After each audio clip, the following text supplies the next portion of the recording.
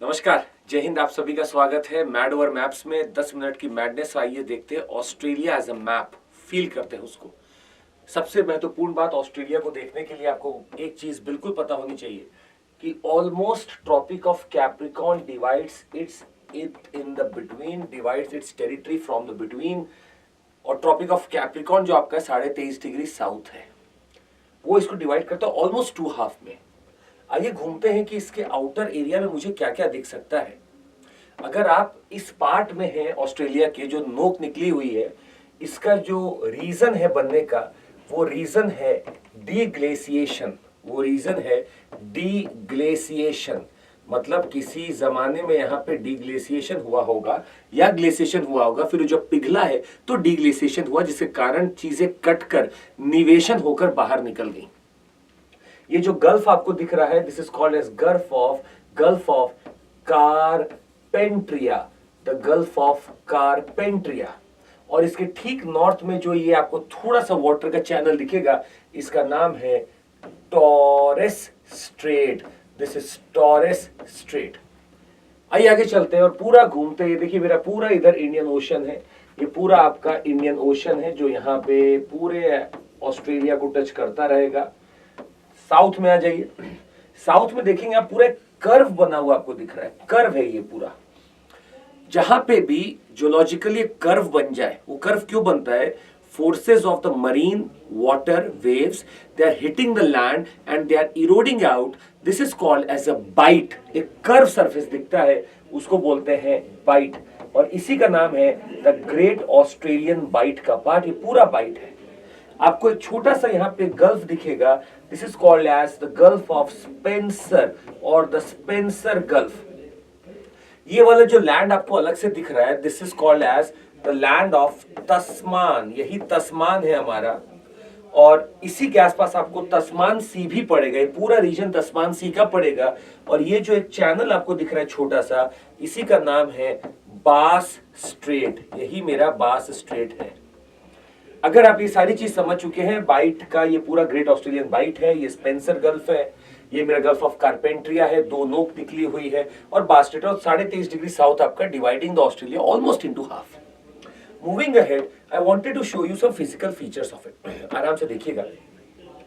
अभी तक के जो कॉन्टिनेंट्स आपने देखे, जैसे नॉर्थ अमेरिका देखा, साउथ अमेरिका देखा, या कोई भी आपने अफ्रीका देखा होगा, तो इन सब में, या नॉर्थ अमेरिका साउथ अमेरिका की बात करेंगे तो एक पैटर्न था। एक तरफ पूरा माउंटेन, फिर प्लेन, फिर हाईलैंड। इसमें देखते हैं क्या हो रहा है।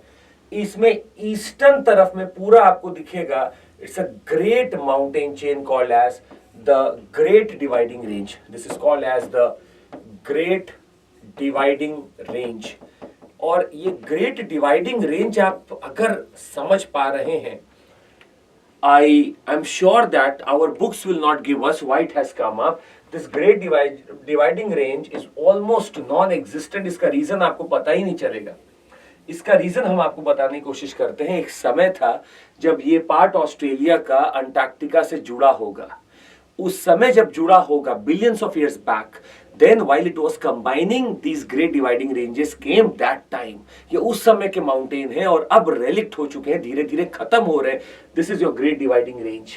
इमेजिन, इस पूरे ऑस्ट्रेलिया में इस तरफ आपको रेंज मिलता है, और पूरा इस तरफ अगर आप देख रहे towards your western part, what ever you can see, इस पूरे पार्ट में आपको दिखता है प्लेट्यू और डेजर्ट। ये पूरा पार्ट आपका प्लेट्यू और डेजर्ट का है।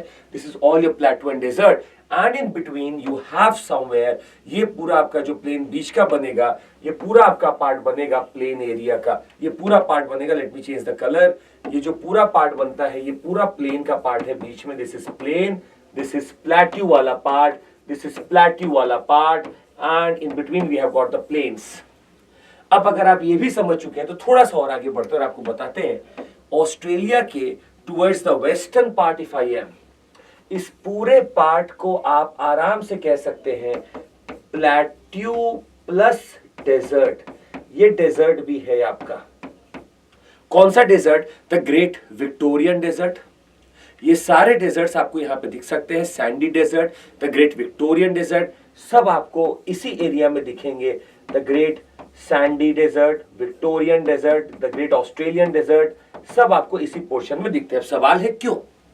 तो पहला इसका जवाब हो गया that we have got the Tropic of Capricorn around which we can try to predict that there is a subtropical high pressure belt plus we have got a cold current around here. एक cold current है यहाँ पे. cold current पोल से equator की तरफ चलता है और यही कोल्ड करंट है जो अपने आसपास पानी नहीं बरसने देगा, इसीलिए यहाँ पे डेजर्ट बनेगा. So western part of your Australia has desert because of the cold current which is the West Australian cold current. इसी का नाम है वेस्ट ऑस्ट्रेलियन करंट. तो ये पूरा पार्ट आपका डेजर्ट का है. अब बीच का पार्ट देखिएगा. बीच का पूरा पार्ट आपका बनता है ऑलमोस्ट अ बेसिन, अ प्लेन एरिया है और यही प्लेन एरिया जो है उसी का नाम हम आपको बताना चाहते हैं. इस प्लेन एरिया को ज्यादातर कहा जाता है द ग्रेट बेसिन. और बेसिन भी कौन सा? Artesian basin. आर्टेशियन बेसिन मतलब दोनों तरीके से, दोनों तरफ से पानी अंदर की तरफ जा रहा है और आर्टेशियन में जमा हो रहा है. अगर यहाँ पे जरा सा भी किसी ने छेद किया तो पानी फव्वारे की तरह ऊपर फटेगा. ये है ग्रेट ऑस्ट्रेलियन बेसिन और इसी में आपको मिलता है बीच में एक लेक आयरी. लेक आयरी, EYRE, लेक आयरी है. इस पार्ट में आपको रेगिस्तान के डेजर्ट में एक लेक मिलता है, इसका नाम है लेक डिसअपॉइंटमेंट. डिसअपॉइंटमेंट लेक भी है वहां पे जो ट्रॉपिक ऑफ कैप्रिकॉर्न के पास मिलेगी. Lake Disappointment, this is Lake Eyre. और एक बहुत इंपॉर्टेंट बात आपको बता दें, इस पूरे ऑस्ट्रेलिया में एक बहुत इंपॉर्टेंट रिवर है जो हमें पढ़नी होती है, उसका नाम है the darling Moore basin. The darling Moore basin, उसका बेसिन एरिया ये है. द डार्लिंग मूरे बेसिन जो स्पेंसर गल्फ के आसपास जा रही है, this is your darling Moore basin. The darling Moore river, the darling Moore river which is coming from your this great dividing range, इसी से निकलने की कोशिश करती है. The darling Moore river and fall somewhere around your Spencer gulf. Spencer gulf के आसपास जाके गिरती है the darling and Moore basin river. और यही मेरा ग्रेट डिवाइडिंग रेंज है. इसमें एक चीज और देखिएगा, इसी रेंज के आसपास अगर आप यहां देखते हैं ऑस्ट्रेलिया के, तो आपको मिलता है द ग्रेट बैरियर रीफ. ये बैरियर रीफ एक कोरल का आइलैंड है, कोरल का ग्रुप है the great barrier reef which is created here and which is said that the world's largest barrier reef at a place if it is to be found, it is the Great Barrier Reef which is here. ये है आपका great barrier reef, याद रखिएगा. तो gulf of Carpentaria था, Indian ocean था, bight of Australia, Spencer gulf और ये आपका बास स्ट्रेट और हम वापस यहाँ आ जाते थे. Plus we have got some important deserts over here, the Great Australian Desert, the Sandy Desert, the Victorian Desert, वो सब आपको यहाँ मिलता है. Plus the plain area in between.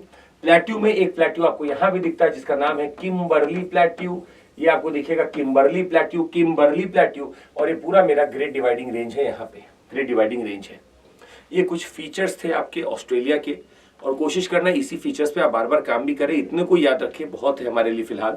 बाकी क्लाइमेट बहुत बदलता रहता है, अलग अलग जगह पे अलग अलग भी हो सकता है. फॉर एग्जांपल कुछ जगह आप देखेंगे ऑस्ट्रेलिया की, इसी पार्ट में अगर आप देखेंगे तो आपको दिखेगा कि पानी से रिलेटेड यहाँ पे हो सकता है एक मॉनसूनल टाइप ऑफ क्लाइमेट भी बन जाए, मॉनसूनल टाइप ऑफ क्लाइमेट भी बन जाए. बाकी आप नीचे अगर इस पार्ट में देखेंगे तो आपको थोड़ा बहुत दिख सकता है Mediterranean type of climate, Mediterranean type of climate. पर पूरा अगर आप ऑस्ट्रेलिया देख रहे हैं तो ऑलमोस्ट ये डेजर्ट वाला पार्ट है. कुछ यहाँ पे क्लाइमेट बदलता है पर ये पूरा आपका डेजर्ट वाला ही पार्ट रहता है, द डेजर्ट वाला part. So that would be all from my side for this. अब आपसे एक सवाल है, हम कुछ लोकेशन आपसे पूछना चाहते हैं, देखते हैं कितने लोग को याद है. अगर याद है तो जरूर बताइएगा. Please let me know, please let me know, please let me know कि इस पूरे में आपको हमने कभी अगर बताया हो